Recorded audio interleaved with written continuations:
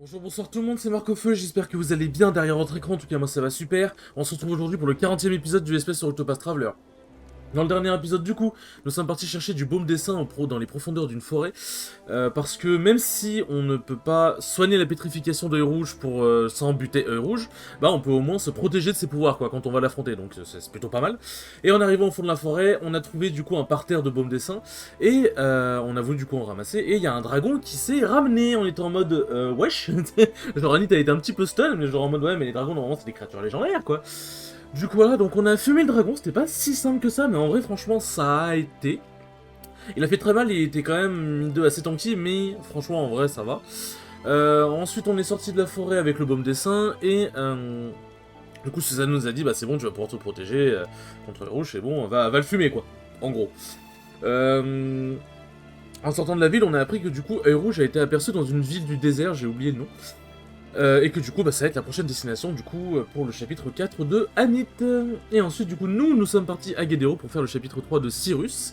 En arrivant, on était en mode, bon, il faudrait qu'on aille dans un atelier de relieur afin de savoir, du coup, qu'est-ce qui se passe, qui a fait ce livre, avoir des renseignements, quoi. Du coup, on est parti dans un atelier, l'atelier qui est juste ici.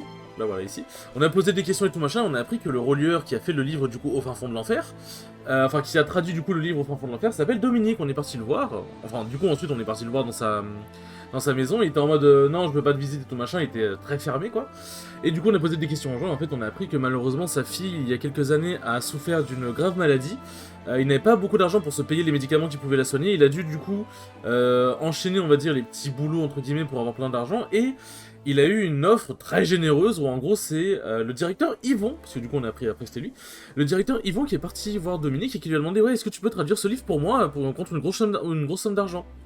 Dominique il savait, puisque du coup c'est un érudit, il savait que ce livre était dangereux, mais bah, la vie de sa fille était en danger, du coup il était en mode bah il a pas réfléchi à deux fois quoi. Il a traduit le livre en faisant exprès d'omettre certains passages vraiment très dangereux, même si bon malheureusement le mal a quand même déjà été fait. Mais malheureusement avec les médicaments, même après avoir acheté des médicaments très chers et les avoir donnés à sa fille est quand même décédée malheureusement. Du coup, voilà, donc on a pu discuter avec lui après lui avoir dit que bon, nous sommes désolés pour sa fille et tout, mais on a besoin d'informations par rapport au fin fond de l'enfer. Et du coup, là, c'est là où on a appris que c'était le directeur Yvon qui avait demandé ça, donc on était en mode de wesh, comment ça. En sortant de la maison, du coup, il y a la personne qui arrêtait pas de nous suivre depuis 2 chapitres, qui s'est enfin montrée, et en fait, c'était l'assistante du directeur Yvon, Lucia. Et en gros, elle disait qu'elle était venue demander notre aide parce qu'en fait, elle pense que le directeur Yvon fomente un plan machiavélique avec le livre au fin fond de l'enfer. Du coup, là, elle lui a dit ouais, la maison du docteur Yvon, elle est en haut de la ville, parce qu'en gros, il est né à Guédéro, et sa maison est en haut de la ville. Et du coup, elle nous a dit bah écoutez, rejoignez-moi là-bas. Et du coup, c'est ce que nous allons faire dans cet épisode, nous allons rejoindre, nous allons voir ce qui va se passer. C'était ils sont sportifs les introductions en ce moment. Sportif. Mais bon, voilà, nous y est, comme on dit. Du coup, voici sa fameuse maison. C'est l'idée que le directeur Yvon est né et a grandi. À en croire les voisins, la maison est à l'abandon depuis une vingtaine d'années. Sinistre, en effet. Bien, êtes-vous prêt à entrer? Et en fait, en gros, elle nous a demandé, ouais, est-ce que je peux... Est-ce que je peux... Bon, du coup, je viens de... Enfin, je viens pas de louper, entre guillemets, mais bon... Mais bon, je n'ai pas commenté cet événement important là, quoi. Mais en gros, du coup, elle était en mode, ouais, est-ce que tu peux venir avec moi parce que bah, j'ai peur, quoi. Genre, la maison est très sinistre. Du coup, on est en mode, bon, compréhensible, quoi. Mais oui, non, du coup, on a ouvert, là, on vient d'ouvrir la porte et on vient de se prendre un coup dans le dos. Du coup, on est en mode, oui, pourquoi? Ouais, what the fuck. C'est plein de mots qui nous viennent à l'esprit. Et ouais. Là, du coup, on se réveille dans un caniveau ou un caveau, je sais pas comment vous appelez ça. J'ai quand même un sacré sens du timing, hein. Je suis en train d'expliquer des trucs, j'appuie sur A et là il se passe un gros truc, et genre je loupe le gros truc. Enfin je loupe la réaction que j'aurais pu avoir sur le gros truc. Professeur Albright, je m'excuse pour ce petit subterfuge. Je reconnaîtrai cette voix entre mille. Comment on se retrouve, monsieur le directeur? Bonjour. Quand j'ai appris que vous enquêtiez sur le fin fond de l'enfer, j'ai su que vos recherches vous mèneraient ici. Et vous ne m'avez pas déçu, vous êtes aussi perspicace que je le croyais. Vous avez demandé à Lucia de me surveiller. Quel dommage, mon cher garçon. Il serait bien triste de gâcher une soif de connaissances telle que la vôtre. C'est lourd. J'ai donc une proposition à vous faire. Si vous acceptez de devenir mon apprenti, je fermerai les yeux sur vos petites ingérences. C'est fort aimable de votre part, mais je refuse. Donc, disons simplement que je suis philosophiquement opposé à votre parti pris sur le savoir. À mes yeux, le savoir est fait pour être partagé et non accumulé égoïstement dans un intérêt personnel. Ah, je m'attendais à cette réponse. C'est fâcheux, Cyrus, réellement fâcheux. Comme vous le savez, vous êtes ici chez moi, et je reçois si rarement des visiteurs ces temps-ci. Un homme de votre intellect devine sans peine où je veux en venir, n'est-ce pas? Ouais, du coup, vous allez mourir de faim ici, personne ne s'en rendra compte. C'est lourd. Super. Super plan. Super plan. Et non, du coup, Lucia était une traîtresse depuis le début, et c'est pour ça, du coup, qu'elle nous a demandé de passer en premier. En mode, ouais, j'ai peur de la maison et tout, on ouvre la porte et on se fait... on se prend un coup du lapin, basiquement. On se prend littéralement un coup du lapin. Si vous croyez que je vais me résigner à mon sort sans me battre, c'est bien mal me connaître. Mais, ouais, bah c'est un peu chaud, là, mon gars, j'ai pas entendu. Il me semble pas possible de ressortir en escaladant. Voyons, comment faire pour me tirer de ce mauvais pas? C'est un petit peu chaud, je vais pas te mentir. Hop, trouver le moyen de sortir. Je sais plus. Attendre. Hop.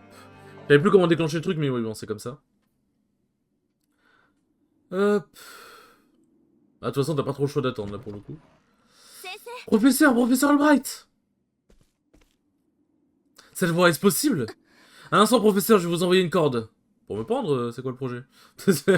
Et voilà, grimpez. Hop. Bonjour, madame. Oh, professeur, je suis si heureuse de vous voir sain et sauve. Thérèse.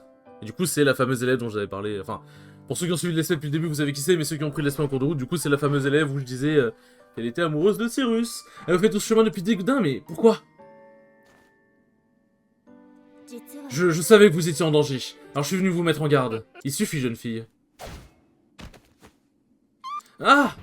Thérèse! Je savais que Cyrus viendrait, mais toi, tu as du courage pour une fille de ton âge. Ils vont relâcher là tout de suite. Il est clair que vous avez négligé d'étudier l'art des négociations en cas de prise d'otage. Je vous préviens, Cyrus, si vous tenez à revoir cette fille en vie, cessez de vous mêler de mes recherches. Attendez! Et du coup, nous allons pouvoir explorer ce petit manoir. Ah, je sais plus si on peut sortir. Ouais, on peut sortir. On peut sortir. Hop. Danger de niveau 40. Mais bon, en vrai, danger, bon... Vu qu'on va pas trop tabasser les monstres ici, enfin les ennemis ici. Mais c'est vrai que niveau 40, mine 2, là on va commencer à vraiment taper dans du très très lourd. Hein. Y'a pas de... Y'a rien. Ah, c'est super. Un peu l'impression qu'on se fout de ma gueule. Bon, du coup, j'ai un petit truc à vous raconter, comme j'avais dit dans les épisodes précédents, ma petite run au Gaïa. Bon, j'avais déjà raconté le fait que j'ai 0-2, mais je n'ai pas raconté mon aventure dans l'amateur bracket que j'ai gagné. Et du coup, bon, vous vous doutez qu'il y a quand même quelques petites choses à dire. Oh putain, on va faire un coffre. Enfin, pas ça du coup, mais... En gros, du coup, ce qui s'est passé, c'est comme je dis, 0-2. Et en gros, il y avait plusieurs amateurs bracket. Il y avait un amateur bracket quand tu fais 0-2 qui s'appelle du coup le bronze de bracket, qui était en gros vraiment l'amateur de l'amateur bracket, genre ceux qui soit viennent en tournoi pour la première fois et qui du coup 0-2, soit ceux qui 0-2, enfin voilà quoi. Et il y a le silver bracket que tu peux accéder, auquel tu peux accéder quand tu fais 1-2 minimum. Donc du coup, bon bah voilà, game is game. Is game hein. Du coup, je tombe dans le bronze bracket et bah franchement, je suis très content de comment j'ai joué. T1, j'ai affronté... tac, un coffre ici. T1, j'ai affronté j'avais un Pit qui était un peu débutant, ça se voyait, du coup, j'ai pas eu trop de mal à le battre. J'ai double 3 stocks, j'en suis plutôt bien sorti et tout. T2, j'ai affronté du coup Duff, RB Duff, du coup, bah, membre du Raid to Open Bar, qui est du coup un joueur de Bowser. Gamu, je l'ai poutré, je l'ai massacré, genre je vais pas vous mentir. En fait, genre, au début c'était un peu bizarre, puis après je l'ai out neutral en boucle. Il faisait n'importe quoi en DESA, hein, je vais pas mentir en fait, c'est ce qu'il est. Il faisait un peu n'importe quoi en DESA et du coup je l'ai un peu poutré, genre à la fin je lui ai mis une phase, j'étais trop content. J'ai mis une petite phase de combo et tout machin. Alors, on était sur l'Aubasson, il était sur le côté du... Tac. Ah oui, ok, d'accord. Il était sur le côté de... sur le côté droit de Loubasson. Enfin, genre, en gros, il était sur, comment dire, sur le terrain à droite de Loubasson et moi j'étais sur la plateforme. J'ai sauté, j'ai landing up air, ça a marché, puisque bon, bah, il shieldait pas beaucoup, et puis même au pire, j'aurais pu jouer en cette play. J'ai landing up air, ça a touché, j'ai re-landing up air et tout double jump wave, j'étais très content de mon exé. Très content du petit combo confirmé. Maintenant, c'était un half waft en plus. Donc c'était genre, fallait vraiment que je mette le deuxième upper, sinon il y avait un monde où ça tuait pas. Donc pour le coup, très content déjà d'y avoir pensé et aussi bah, d'avoir réussi mon exé et tout. Tac. C'est pas ici, non, tac. Oh, attends, baguette de quartz solide, c'est pas un truc que j'ai déjà. Quoi? Attends, c'est dans un coffre violet? Alors que je peux... Attends. C'est quoi le... Mais je peux avoir mieux! Je peux avoir... Mais quoi? Mais c'est nul! Enfin, ok, ils sont bons, forcément, tu sais, tu pars pas forcément du principe que tu vas faire tous les chapitres avant de faire celui-là et que du coup, bah, tu vas potentiellement croiser de meilleures armes. Mais dans un coffre violet, c'est vraiment gaze, hein. Ah, je vais pas vous mentir, on s'emmerde un peu. Voilà, je suis honnête, on se fait un peu yesh. Tac. Alors, comment j'ai ce foutu coffre à droite, là?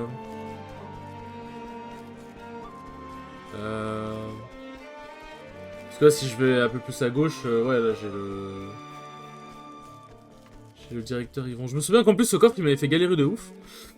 Mais bon, du coup, voilà, donc game 1, je le marre. Game 2, il me sort Wolf, c'était un peu plus bizarre, parce que j'ai beaucoup de mal à jouer contre Wolf. Alors que je connais très bien Bowser. Mais je l'ai quand même de stock, franchement, genre, voilà, quoi, ça allait. Ensuite, j'ai fait un enchaînement d'RB. Dites-vous que je suis parti jouer dans l'antre de l'RB, entre guillemets, où en gros, c'était... Comment je peux accéder à là-haut? Ça se voit, c'est un truc en mode tu dois t'enfoncer quelque part, mais c'est où? Ah! Putain, il y a une entrée à droite du coffre, j'avais pas vu. J'avais oublié. Et du coup, j'ai affronté ensuite RB Pixel, qui est du coup un joueur de Yoshi. Yoshi, je connais extrêmement bien. Première game, je crois que je le stock, mais genre vraiment assez autoritaire. Il était assez agressif et tout machin, et bon, bah je sais assez bien jouer contre les Yoshi agressifs, même très bien jouer contre les Yoshi agressifs. Genre agressifs, mais qui font un peu n'importe quoi. Genre si t'es agressif, mais tu sais ce que tu fais. Bon, voilà, quoi, ça va être un peu plus bizarre pour moi. Donc voilà, je suis un mongol. Bonjour, c'est moi. T'as 12 000, c'est un peu mieux que la baguette déjà. Et c'est dans un coffre noir. Qu'est-ce que je voulais dire? Et non, du coup là, et Game 2 c'était un peu juste bizarre. Parce qu'il était un peu plus patient. Il était un peu plus oppressant et un peu plus patient, donc c'était un peu bizarre, mais j'ai fini par le 2 stock à la fin. Alors j'avais genre je crois 150%, je voulais pas crever. J'ai fini par le 2 stock à la fin, plutôt content. Plutôt content de ce que j'ai fait. Tac. Bon, si je torche le boss assez vite, je devrais pouvoir commencer le chapitre 3 de Primrose. Tac. Donc du coup, ouais, ma foi, plutôt content. Thérèse! Professeur! Visiblement, c'était trop vous demander de repartir sans faire l'histoire. C'est vrai qu'il a les yeux bien rouges. Hein. Vous me décevez, Cyrus, je vous prenais pour un homme rationnel. Moi je vous prenais pour un homme respectable, hein. Chacun se trompe, hein. Chacun se trompe finalement. Monsieur le directeur, que comptez-vous faire de Thérèse? Tu peux appeler Yvon à ce niveau-là. Puisqu'elle est venue fourrer son nez dans mes secrets, j'ai bien peur de ne pouvoir la laisser vivre. Je vais donc faire d'une pierre deux coups, l'élève puis le professeur. Je ne vous laisserai pas toucher un cheveu de mon élève, il n'en est pas question. Vous semblez terriblement agité, Cyrus, ce n'est pas très bon pour les humeurs. C'est l'un de ces cristaux de sang. Ah, bonjour. Vous allez goûter à la puissance que j'ai invoquée au fin fond de l'enfer. C'est drôle parce que le livre s'appelle Au fin fond de l'enfer, du coup c'est le parallèle, non, parce que... Non, bah, enfin, en fait, en gros, pour vous expliquer... Oui, voilà. Alors, il est faible à quoi? Je crois qu'il fait beaucoup tout, lui. Au début, parce que bon... Généralement, les boss à 3 faiblesses changent... Soit un rajoute, soit changent leur stat. Mais généralement, ils changent, du coup. Alors... C'est pas censé la flèche, c'est un peu chiant, ça. Un peu casse-couille. Bon, on va parier sur le fait que Ophilia ne va pas crever, donc on va... Youpi! À quoi pourrait-il être sensible, ces petits... Ah ouais, j'ai bien guess l'électricité, du coup.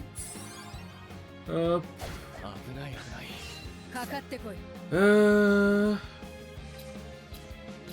Tac.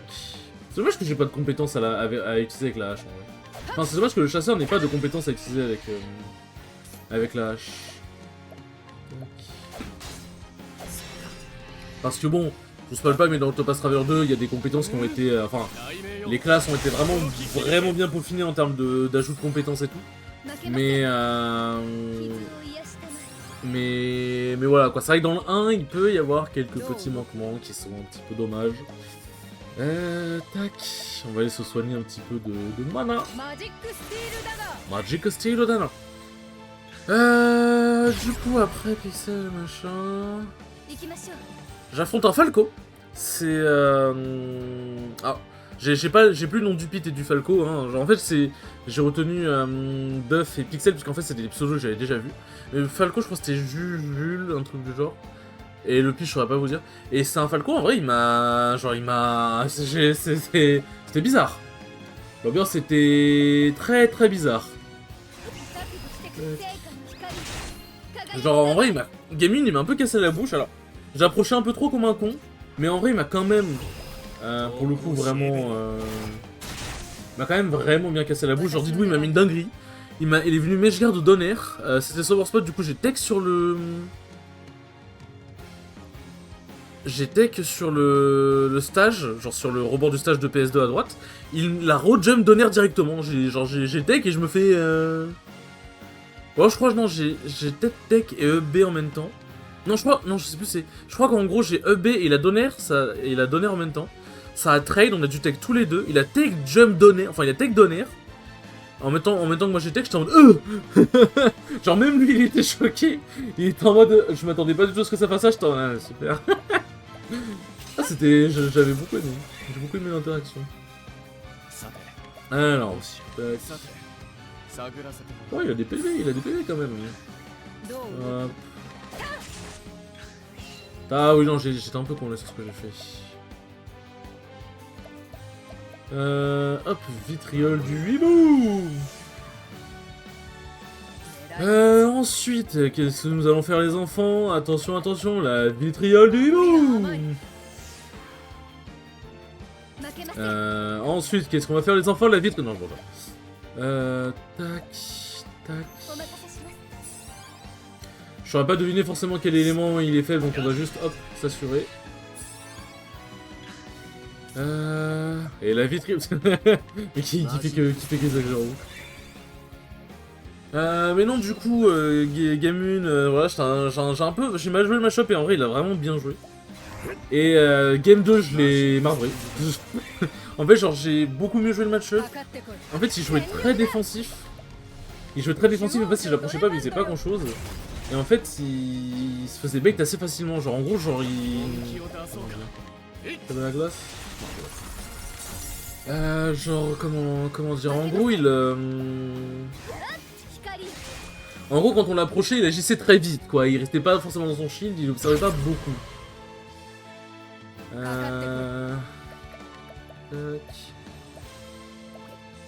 Alors, voleur... Donc du coup, en vrai, c'était pas hyper compliqué de le bait. Alors... Putain, il agit en glace. Ah, il est faible à la glace, ça, par contre. Il est faible à la glace, ça, par contre. Tac...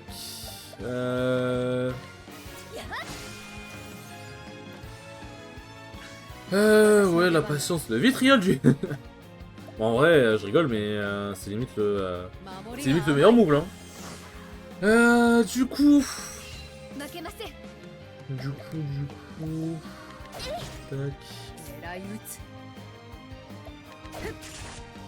Bon, il est pas faible à l'arc. Hop.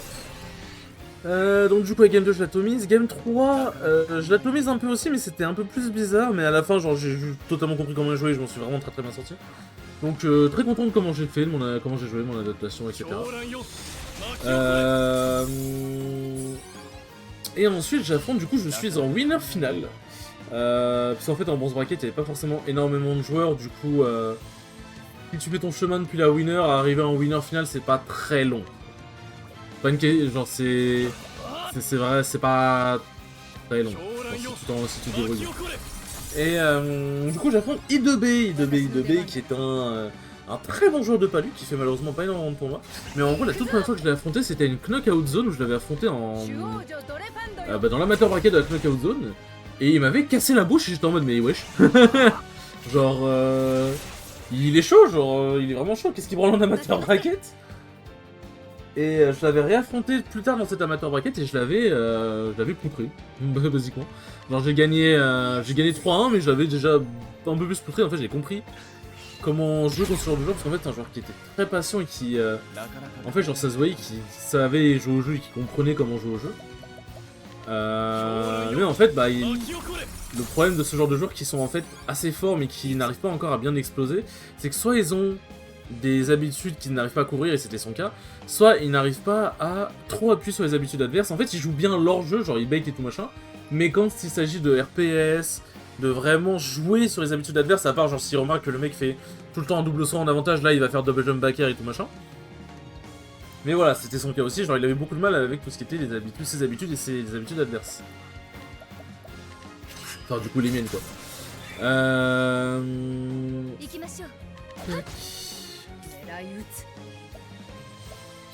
Attends, il a enlevé la hache. Ah ok. T'as vu taper au couteau du coup, ma bad. Et du coup... Yvonne perd le contrôle de ton corps. Ah bah là, avec autant de magie... Ouais, donc c'est le feu aussi qui craint. Tac. Bon, en vrai, je peux faire mes petits bails, hein. Je peux me booster un petit peu. Hop, marchand. Tac, on se booste. Hop, on fait un petit peu de vol de TT.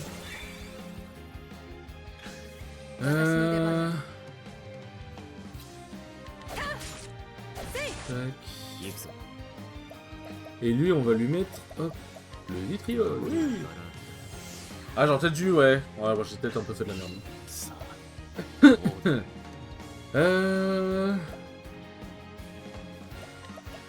Tac, en vrai, là, je pense qu'il va mourir. Hein. Il va mourir. Genre là, on va briser sa défense, il va clamser. Hein. Il va clamser en bonne et due forme.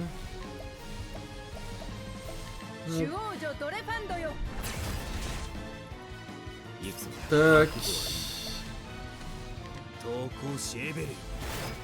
Et tac. Hop, avec la musique qui s'emballe. En plus, hop, c'est bien. Ah, j'allais dire, c'est bien qu'elle. Comment dire, qu'elle commence avant, comme ça je pouvais donner des PE à Therion, mais malheureusement ça n'active pas. Enfin, genre, je pourrais pas. J'aurais pas assez de PE pour activer son ulti. Quoi. Tac. Hop, le classique. Bon, en vrai, il va peut-être pas crever là. Ouais, il lui reste peut-être, allez, 5000, un truc du genre, je pense. Pulvérisation. Wesh, chef. Ne me casse pas les couilles comme ça. Ah, lui, il rigole zéro. Hein. Il rigole zéro. Tac. Alors, vraiment, je vais mettre la classe secondaire de... Ah bah, il est bon. La classe secondaire de marchand pour que ses sorts coûtent moins de PT, hein, parce que putain, il en coûte le salaud. Hop. Ah, les boss de chapitre 4, ils rapportent en XP. Hein. Enfin, le chapitre 3, ils rapportent en XP. C'est absurde, je suis omnipotent, je suis éternel, immortel. Immortel? Mensonge, tout n'était que mensonge. Des mensonges, qui vous a menti? Excusez-moi, putain.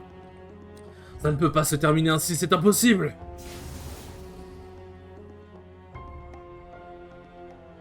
Eh ben. Ah.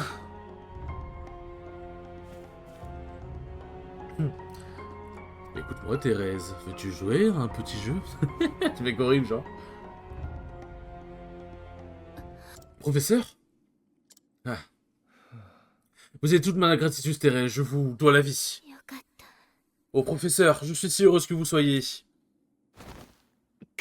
Qu'ai-je fait? Un enseignant qui met en péril la vie de son élève? Bah après, c'est pas trop ta faute, là, pour le coup. Mais j'aurai le temps de méditer sur mes échecs plus tard. Pour le moment, je dois vous emmener en lieu sûr. Mais donc, du coup, j'affronte I2B et je le bats 3-0. Je l'enclenche, genre vraiment, je le démarre. Genre, j'arrive, je sais assez bien jouer contre Palu, genre c'est pas le macho que je connais mieux, mais ça va. Il joue patient, je joue patient. J'arrive à trouver les ouvertures dans son jeu, quand lui il approche, j'arrive à le punir. Enfin, genre, je m'en sors vraiment bien. Les deux premières games, je crois que je le double de stock. Genre, vraiment, deuxième game, ça c'était première. Non, je crois que c'était deuxième game, je lui ai mis une folie. Dites-vous, en gros, il était à genre 90%. Il a TP pour rattraper le ledge, je l'ai Trump EB, je lui ai mis un back air. Du coup, il était en mode, bah. La flemme de m'en faire Trump, je vais TP par-dessus le ledge pour le surprendre. Sauf que je m'y attendais. J'ai dashback S-Mash, il a mangé un big point dans sa gueule au moment où il a TP. J'étais dans sa tête, genre, et ça se voyait qu'il était tilté aussi. Game 3, il a pris Cloud et ça s'est pas franchement mieux passé. Genre, c'était limite un peu mieux sur certains trucs, mais voilà. Et du coup, je suis arrivé en grande finale en ayant perdu une game. En ayant perdu une game, donc je suis plutôt très content. Et du coup, je dois attendre 1h30, parce que bah faut le temps que tout le loser s'avance, puisqu'en fait ils ont lancé le winner assez vite pour que les losers puissent avoir leur match après. Mais du coup, bah, j'ai dû attendre un bon moment. Ce qui en vrai me dérangeait pas, puisque bah du coup, j'ai vraiment enchaîné les 5 sets d'affilée quasiment. Et j'avais besoin de me reposer un peu, j'avoue. Bon, après, c'est vrai que 1h30, du coup, après, t'es plus trop chaud et tout, mais genre, bon, une demi-heure de pause, j'aurais pas. Ça va, ça aurait été vraiment parfait, quoi. Thérèse. Je dois savoir ce que vous avez vu et entendu. Vous voulez bien m'en faire part? Oui, professeur. Un jour, j'ai entendu le directeur discuter avec quelqu'un dans son bureau. J'avais du mal à décider notre voix, mais il parlait de vous. Il disait qu'il voulait votre mort. Alors Vous avez fait le long voyage pour m'avertir. Oui, professeur. Je vois, eh bien, Thérèse. Étant votre professeur, je dois vous réprimander pour votre comportement inconsidéré. Je comprends, professeur. Cependant, une chose est claire, sans votre intervention, je serais mort dans cette fosse ténébreuse. J'ai donc une dette de reconnaissance envers vous. Merci Thérèse, merci du fond du cœur. Mais vous devez me promettre une chose. Quoi donc, professeur? À l'avenir, consultez une personne de confiance à vous lancer dans une entreprise aussi dangereuse. Je vous présente mes excuses, mais je n'ai fait que suivre votre exemple. J'avoue que vous n'avez pas tort. Professeur, vous inquiétez pas, lorsque vous serez de retour à Digodin, je promets de vous écrire. Oui, j'ajouterai des exercices pour stimuler votre intellect. Ah. Hein? J'ai hâte de les recevoir, professeur. Vraiment aveugle jusqu'au bout, lui. Mais je crois que nous avons suffisamment discuté pour aujourd'hui, vous avez besoin de repos. Attendez, professeur directeur, il a dit autre chose. Ah oui, quoi donc? Une fois débarrassé de vous, il comptait se rendre quelque part. Voilà qui est intriguant, auriez-vous entendu le nom de cet endroit? Je comprends votre hésitation, mais cher Miron, il le faut. D'une certaine manière, ce directeur et moi ne sommes pas si différents. Comment ça? Ouais, enfin bon, toi t'as pas fait un orchestré un génocide de masse, hein, parce que... Bon, si c'est lui qui a orchestré tous les trucs par rapport au livre au fin fond de l'enfer, il en a tué des gens, hein, je pense. Hein. Nous partageons une soif insatiable de savoir, à la limite de l'obsession. En revanche, nos philosophies concernant l'utilisation de ce savoir sont diamétralement opposées. Le directeur se servait de son poste et de son prestige pour accumuler des connaissances à des fins égoïstes et malveillantes. En tant qu'académicien, je trouve cela impardonnable. Le savoir est fait pour être partagé. Ouais. Nous héritons du savoir de nos ancêtres et les transmettons à nos descendants. Ce n'est qu'alors qu'ils prennent toute sa valeur. Le directeur Yvon estimait que le savoir devait lui appartenir à lui seul. Il avait tort. N'oubliez jamais ceci, Thérèse. Le savoir est un trésor à partager avec tout le monde. Un trésor? Au fur et à mesure que la connaissance se diffuse, nous n'en devenons que plus riches. Dans notre quête de savoir, nous ne devons jamais oublier d'en faire profiter les autres, tel est mon credo. Et nous devons tout faire pour arrêter ceux qui entendent utiliser leur savoir pour faire le mal. Il vaut mieux que je vous dise ce que je sais alors. Le directeur a dit qu'il comptait se rendre à la butte au Vep. Putain, oh. Je vois, merci Thérèse. Ne vous inquiétez pas, votre professeur ne fera pas deux fois la même erreur. Donc ce que je dirai sera avec la plus grande prudence. J'espère que je peux vous croire cette fois. Bien sûr, ma chère petite. Si vous le dites, dans ce cas, j'attendrai votre retour. Nous nous reverrons, je vous le promets.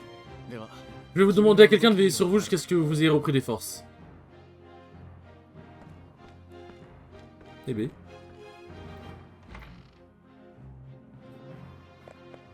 Hop.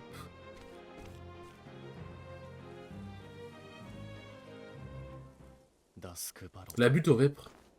Que vous pouvez bien y chercher le directeur. En juger que l'abominable créature qu'il était devenu, le pouvoir qui s'était approprié était des plus maléfiques. Est-il possible que cet ouvrage renferme non seulement les secrets de la mort, mais aussi ceux de nouvelles formes de vie? Quoi qu'il en soit, j'ai peine à croire que le but ultime du directeur était de se changer en démon. Après tout, il n'a-t-il pas laissé entendre qu'on l'avait trahi, et le premier exemplaire du livre est introuvable.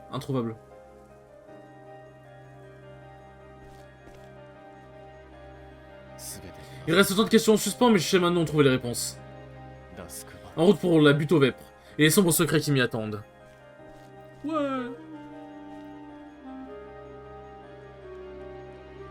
C'est ainsi que Cyrus quitta Guedero, après avoir été témoin de la puissance cauchemardesque que recelaient les pages de ce livre maléfique. Mais que cherchaient réellement Yvon et ses comparses? Qu'il fut prêt à affronter la vérité ou non, Cyrus trouvera ses réponses, à la butte aux vêpres. Bon, du coup, je raconterai au prochain épisode encore, du coup, ce qui s'est passé lors de... Enfin, du coup, comment s'est passée la grande finale. Cyrus se mensonge par le directeur Yvon, oui, il semblait être un homme tout à fait normal et soudain. Certains monstres sont créés dans les laboratoires, et donc certainement possible de transformer un homme de cette manière. Il existera toujours des individus prêts à exploiter le savoir à des fins abjectes. Je ne pensais pas que le savoir pouvait être aussi effrayant. Et si, mais... Sache que même s'il peut être mis au profit du mal, c'est l'arme qui nous permettra de vaincre ce même mal. Vous voulez dire que tout dépend de la personne qui l'utilise, précisément. C'est pour cette raison que la quête du savoir requiert droiture et intégrité. Le savoir obtenu par de nobles moyens peut être partagé au profit de tout un chacun. Je suis certaine que si vous étiez le premier à le découvrir, ce savoir, vous auriez pu l'employer pour le bien de tous. On m'a rarement fait un aussi beau compliment, tu me flattes ma chère. Bon, je peux me barrer? Merci. Alors bon, on va aller faire le chapitre 3 de Primrose. Enfin, pas dans cet épisode, mais on va au moins l'entamer un peu. Bah tiens, Primrose, elle est ici, hop. Tac, bon, Anita, elle a monté de niveau, du coup. Hop, c'est pas grave si je la fais pas passer à l'auberge vite fait. Par contre, Therion, il est à l'article de la mort. Putain, je suis à 280 000 $. Eh ben, on se met bien, non? On se met très très bien. Hop. Tac. Noble cour.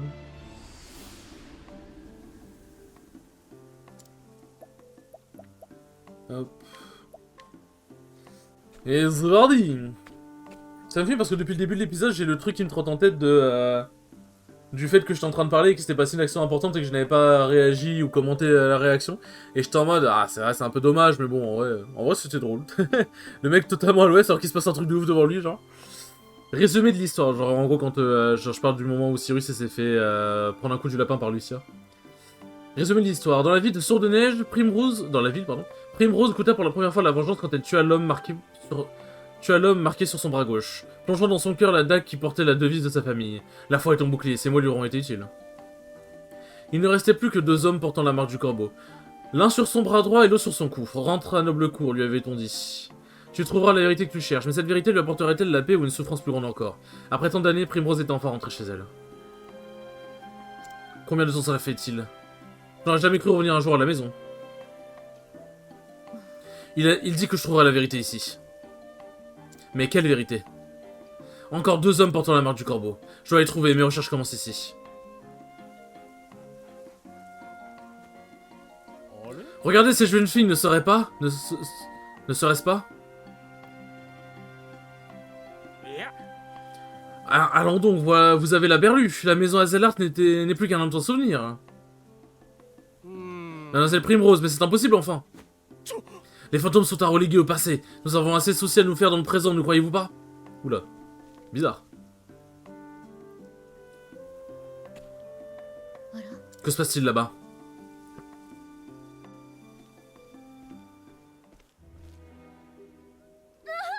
Non, moi je t'en peux plus, ouvre les yeux, par pitié, ne me quitte pas. Ah, c'est une bien triste affaire. Son commerce faisait enfin de bénéfices et il commençait même à se faire un nom. Mais apparemment, il exprimait son mécontentement un peu trop franchement au Seigneur, si vous voyez ce que je veux dire. C'est pour ça que moi je tiens ma langue. Je ne veux pas qu'on retrouve mon cadavre dans le caniveau comme ce pauvre bougre. Un meurtre dans cette ville? Quand j'étais petite, mon père veillait au maintien de l'ordre avec l'aide de la garde de la cité. Mais qu'est-il donc arrivé à cette ville? Ah bah, malheureusement... Quand une personne d'honneur et de parole ne dirige plus une ville, Il y a de fortes chances que un dictateur prenne sa place. Dégagez le passage, faites place, bande d'abrutis. D'abrutis, pardon. Oui. On est ici par ordre du Seigneur. Circulez si vous voulez pas qu'on vous jette au cachot pour obstruction à l'enquête. C'est un soldat du Seigneur qui mène l'enquête, mais où est la garde de la cité?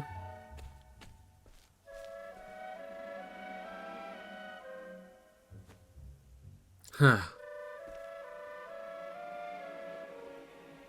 Qui est donc cet homme? Je connais cet homme, c'était l'un des plus fidèles amis de mon père. Révélo Forsyth, lieutenant de la garde de la cité, du moins à l'époque. C'est bien parce qu'il a un car design vraiment différent des autres, du coup pour le coup tu reconnais que c'est un personnage important. Il a donc échappé à la colère du corbeau.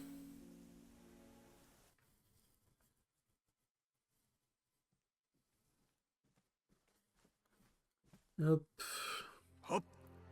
Un corbeau de sourde neige, monseigneur.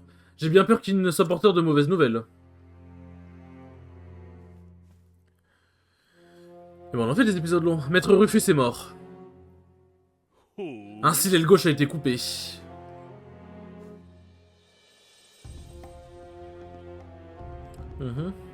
Et c'est l'héritière de la maison Azelard qui l'a tuée? Elle est donc toujours en vie. Feuf, plus pour très longtemps. La lignée des Azelard s'achève ici. Eh ben, on verra ça. Mademoiselle Primrose? Est-ce vraiment vous, mademoiselle? Je connais cette voix.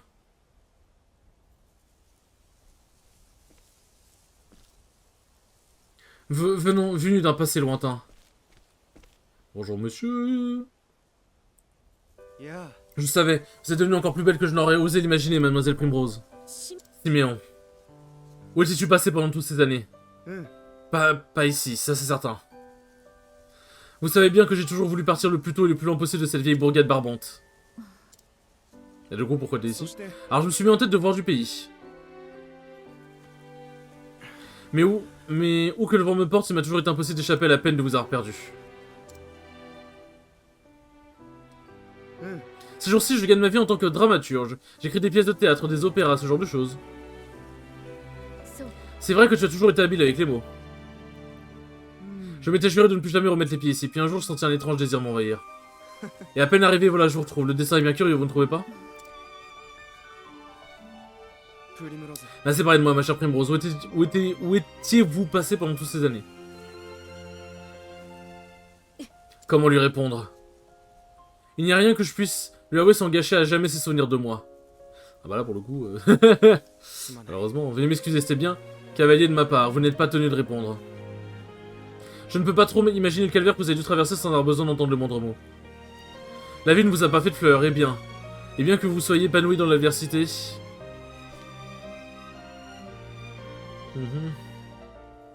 Je suis navré que vous ayez dû traverser ces épreuves.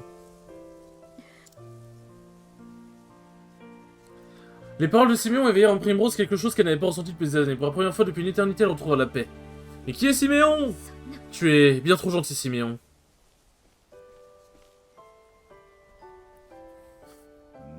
Eh, qu'est-ce que vous faites là, tous les deux? Voilà les ennuis que je préfère éviter. Venez, mademoiselle, trouve un endroit où nous pourrons discuter en privé. Ah. Bon, j'avoue, par contre, je pensais pas qu'il allait y avoir autant de cinématiques. En te revoyant, tant de souvenirs me reviennent en mémoire. Les souvenirs de mon enfance dans cette ville. Ça nous dit pas qui c'est, parce que bon, ouais, voilà, là, ok, c'est bon, on a compris qu'il était dans... il était sûrement avec la maison Azelard, mais c'est qui? Je ne comprenais pas pourquoi mon père était si strict envers moi, je me réfugiais toujours dans les jardins pour pleurer. Et ça, je vous rejoignais à chaque fois, en trouvant un prétexte pour esquiver mes tâches d'apprenti jardinier. Ok, donc c'est le jardinier de... Plus que tout au monde, je souhaitais passer du temps avec vous, faire partie de votre monde. Ouais, c'était le... Mademoiselle, pourquoi pleurez-vous donc ainsi? Le jardinier de la maison. Quoi?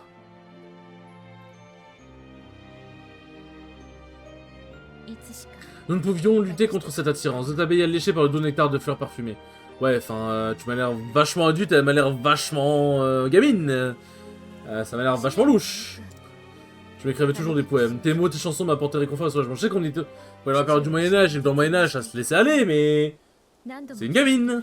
T'es un adulte. Tu vas la laisser tranquille, s'il te plaît. Bon, bah maintenant c'est adulte et adulte, mais c'était pas ouf quand même, quoi. Dans les jours les plus sombres après la mort de mon père, tu me les chantais inlassablement. À vrai dire, Primrose, j'ai quitté cette ville pour partir à votre recherche.